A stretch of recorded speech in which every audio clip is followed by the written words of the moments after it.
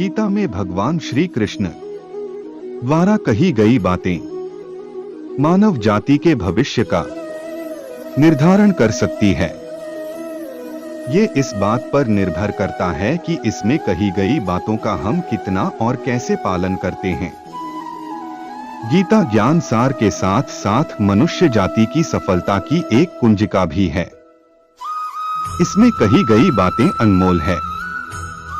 आज के इस वीडियो में हम आपको भगवान श्री कृष्ण द्वारा कही गई 7 ऐसे अनमोल वचन के बारे में बताने जा रहा हूं, जिसे आत्मसात कर आप जीवन के किसी भी बाधा को दूर कर सकते हैं। 01. कोई परिपूर्ण नहीं है। जगत में प्रत्येक व्यक्ति में किसी न किसी प्रकार की निर्बलता अवश्य होती है।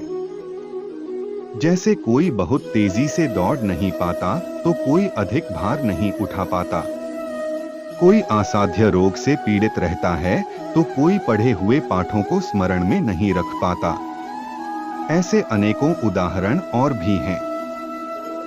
क्या आप ऐसे व्यक्ति को जानते हैं जिसे सब कुछ प्राप्त हो, और हम जीवन की उस एक निर्बलता को जीवन का केंद्र मानकर जीते हैं, जिस कारणवश सदा हृदय में दुख और असंतोष रहता है।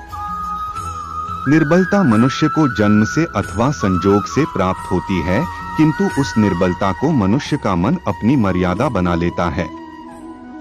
किंतु कुछ व्यक्ति ऐसे भी होते हैं जो अपने पुरुषार्थ और श्रम से उस निर्बलता को पराजित कर देते हैं। क्या भेद हैं उनमें और अन्य लोगों में, ये आपने कभी विचार किया है?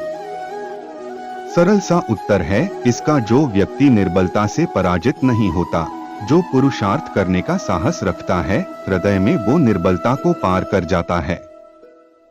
अर्थात निर्बलता अवश्य ईश्वर देता है, किंतु मर्यादा मनुष्य का मन ही निर्मित करता है। स्वयं विचार कीजिए। 02. वर्तमान में रहना शुरू करें। आई भविष्य का दूसरा नाम है संघर्ष। हृदय में आज इच्छा होती है, और यदि पूर्ण नहीं हो पाती तो हृदय भविष्य की योजना बनाता है। भविष्य में इच्छा पूर्ण होगी ऐसी कल्पना करता रहता है, किंतु जीवन ना तो भविष्य में है और ना अतीत में। जीवन तो इस क्षण का नाम है, अर्थात इस क्षण का अनुभव ही जीवन का अनुभव है। पर हम यह जानते हुए भी इतना सा सत्य समझ नहीं पाते, या तो हम बीते हुए समय के स्मरणों को घेर कर बैठे रहते हैं, या फिर आने वाले समय के लिए हम योजनाएं बनाते रहते हैं और जीवन बीत जाता है। एक सत्य यदि हम हृदय में उतार ले कि ना हम भविष्य देख सकते हैं, ना ही भविष्य निर्मित कर सकते हैं, हम तो केवल धैर्य और साहस के साथ भविष्य को आलिंगन दे सकते हैं, स्वागत कर सकते हैं भविष्य का। तो क्या जीवन का हर पल जीवन से नहीं भर जाएगा? 03. कोई भी ज्ञान कैसे प्राप्त करें? ज्ञान प्राप्ति सदा ही समर्पण से होती है, ये हम सब जानते हैं। किंतु समर्पण का वास्तविक महत्व क्या है? क्या कभी विचार किया? मनुष्य का मन सदा ही ज्ञान प्राप्ति में अनेक बाधाओं को उत्पन्न करता है। कभी किसी अन्य विद्यार्थी से ईर्ष्या हो जाती है, कभी पढ़ाए हुए पाठों पर संदेह होने लगता है, और कभी गुरु द्वारा दिया गया दंड मन को अहंकार से भर देता है। नहीं, क्या ऐसा नहीं होता? ना जाने कैसे कैसे विचार मन को भटकाते हैं, और मन के इसी अयोग्य स्थिति के कारण हम ज्ञान प्राप्त नहीं कर पाते। मन की योग्य स्थिति केवल समर्पण से प्राप्त होती है। समर्पण मनुष्य के अहंकार का नाश करता है। ईर्ष्या, महत्वाकांक्षा आदि भावनाओं को दूर कर हृदय को शांत करता है और मन को एकाग्र करता है। वास्तव में ईश्वर की सृष्टि में ना ज्ञान की मर्यादा है, ना ज्ञानियों की। गुरु दत्तात्रेय ने तो गाय और श्वान से भी ज्ञान प्राप्त कर लिया था।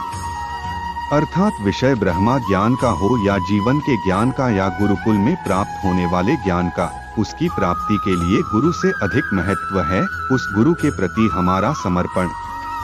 क्या ये सत्य नहीं? 04. धर्म संकट को जाने आए प्रत्येक मनुष्य के जीवन में ऐसा क्षण अवश्य आता है जब सारे स्वप्न, सारी आशाएं, सारी दृश्य ध्वस्त हो जाते हैं। जीवन की सारी योजनाएं बिखर जाती है। एक ओर धर्म होता है और दूसरी ओर दुहक, इसी को धर्म संकट कहते हैं। जब धर्म का वहन ही संकट हो और धर्म का त्याग ही दुहक हो, विचार कीजिए, कभी किसी स्वजन के विरुद्ध सत्य बोलने का अवसर प्राप्त हो जाता है, कभी ठीक दरिद्रता के समय सरलता से चोरी करने का मार्ग प्राप्त हो जाता है, कभी किसी शक्तिशाली राजनेता या राजा के कर्मचारी का अधर्म प्रकट हो जाता है। सबके जीवन में ऐसी घटना बनती ही रहती है। अधिकतर लोग ऐसे किसी क्षण को धर्म संकट के रूप में जान ही नहीं पाते। हमें किसी प्रकार के संघर्ष का अनुभव ही नहीं होता। सहजता से सुख की ओर खींचे चले जाते हैं, जैसे मक्खी गुड़ की ओर खींची चली जाती है। वास्तव में धर्म संकट का क्षण ईश्वर के निकट जाने का क्षण होता है।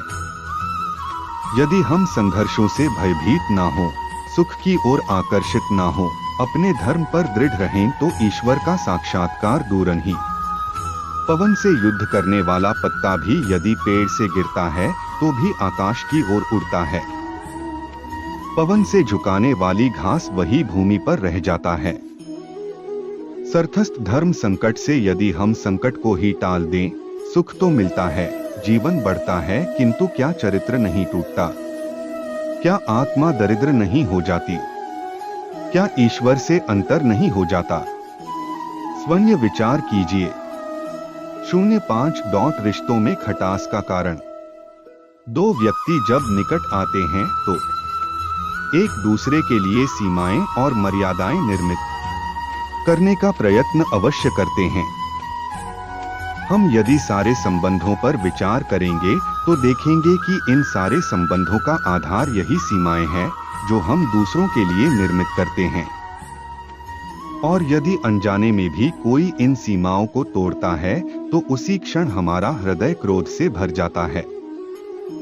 इन सीमाओं का वास्तविक रूप क्या है, क्या हमने कभी विचार किया है?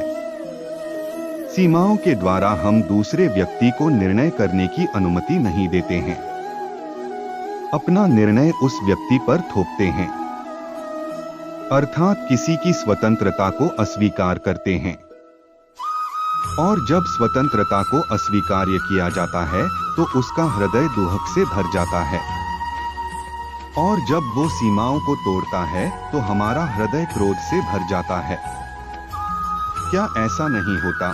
और यदि एक दूसरे की स्वतंत्रता का सम्मान किया जाए तो किसी मर्यादाओं या सीमाओं की आवश्यकता ही नहीं होगी।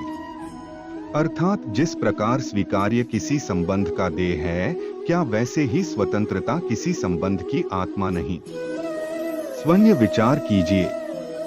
06. सत्य की परिभाषा।